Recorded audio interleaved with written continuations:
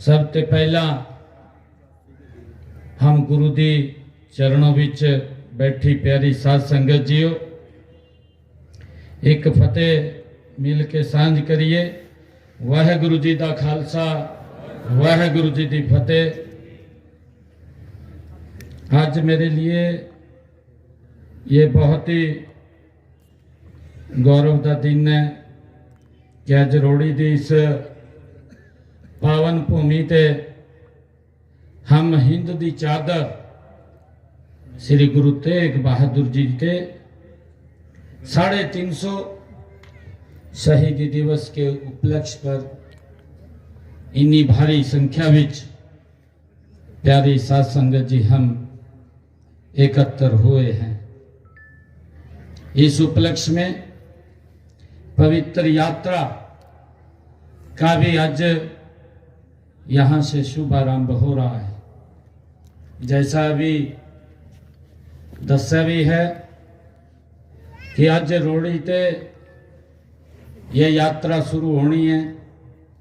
24 तारीख को कुरुक्षेत्र छठी पातशाही गुरुद्वारा विच ये पहुंचणगी। पूरे हरियाणा दे चक्कर थां थां ते जा करके जिथे साढ़े गुरुआ ने किसी न किसी समय में वहां आकर के समाज को एक दिशा देने का काम किया है।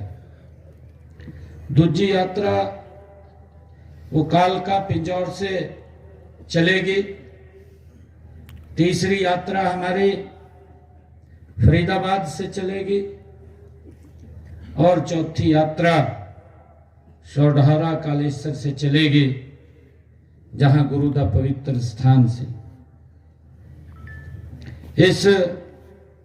यह यात्रा श्री गुरु तेग बहादुर जी के तप त्याग विचार और धर्म के लिए उनकी शहादत को जन जन तक पहुंचाने का ये हरियाणा सरकार ने और गुरुद्वारा प्रबंधक कमेटी हरियाणा ने ये महाअभियान लिया है।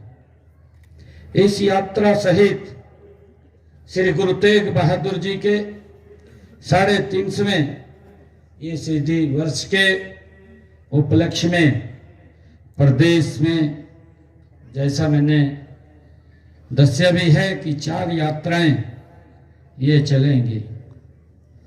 श्री गुरु तेग बहादुर जी हम सब जानते हैं कि केवल ये सिखों के नहीं, केवल भारत के ही नहीं, बल्कि ये पूरे विश्व के मानव अधिकारों के गुरु तेग बहादुर जी प्रथम महानायक हैं।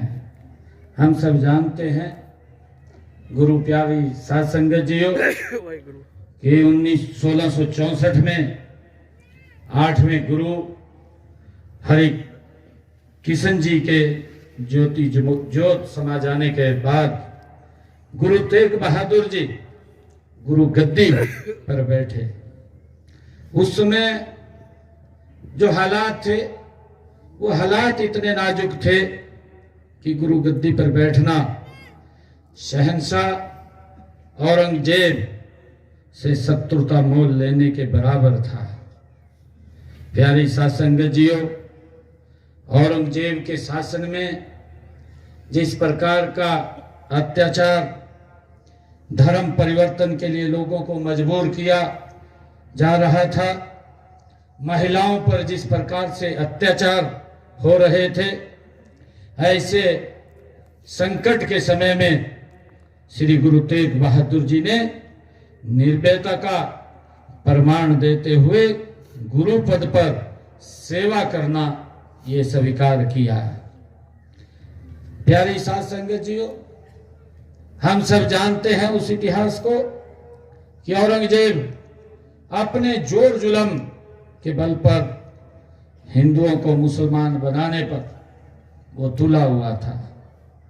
हम सब ये भी जानते हैं जब कश्मीर के पंडितों को इस अन्याय का सामना करना पड़ रहा था तो वह अपने धर्म की रक्षा के लिए पंडित कृपाराम के नेतृत्व में श्री आनंदपुर साहिब में गुरु तेग बहादुर जी के पास वो पहुंचे थे।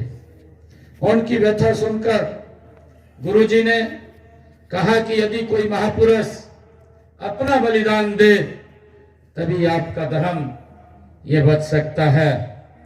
और प्यारी साध संगत जीओ, यह सुनकर 9 वर्ष के बालक गोविंद राय जिन्हें गुरु गोविंद सिंह जी ने कहा कि पिताजी, आपसे बड़ा महापुरुष कौन हो सकता है, आप अपना ही बलिदान क्यों नहीं देते।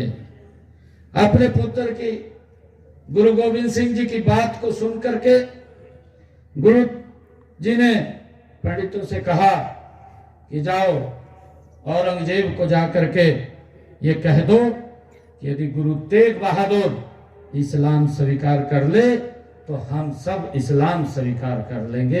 ये गुरु तेग बहादुर जी ने उनको कहा।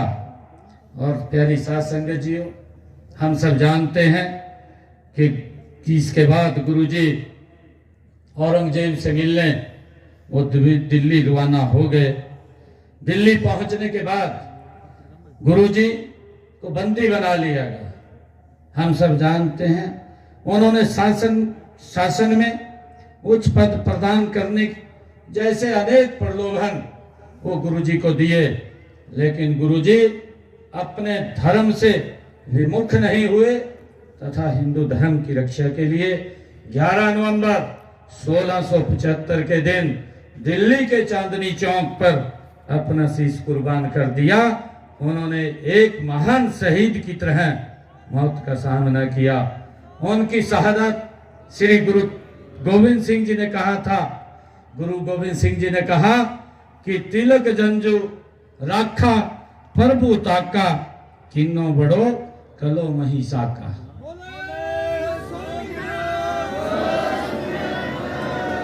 साधनी हेती इति जिनी करी, शीशु दिया पर शीश न उचरी। गुरु तेग बहादुर जी ने तिलक और जनेऊ की रक्षा के लिए पृथ्वी पर यह महान बलिदान दिया है। प्यारी साध संगत जीओ, उन्होंने ऐसा अपने धर्म के लिए किया कि उन्होंने अपना सिर दे दिया, लेकिन अपना वचन नहीं तोड़ा। प्यारी साध संगत जीओ, गुरु तेग बहादुर जी का हरियाणा की पावन धरा से गहरा संबंध उनका रहा है। और 1 नवंबर 1966 से पहले ये पूरा ही पंजाब था। औरंगजेब ने दिल्ली के चांदनी चौक में हिंद की चादर गुरु की कशीश ये कलम करवा दिया। प्यारी साध संगत जीओ, हम सब जानते हैं कि भाई जैता उनके शीश को उठा करके आनंदपुर साहब ले जाने के लिए के साथ वो भाग रहे थे। मुगल सेना उनका पीछा कर रही थी। भाई जैता को जिला सोनीपत के बड़ खालसा गांव में एक खुशहाल सिंह नाम का गुरु शिष्य मिला। उसने भाई जैता को कहा कि मेरी शक्ल गुरु जी से मिलती है।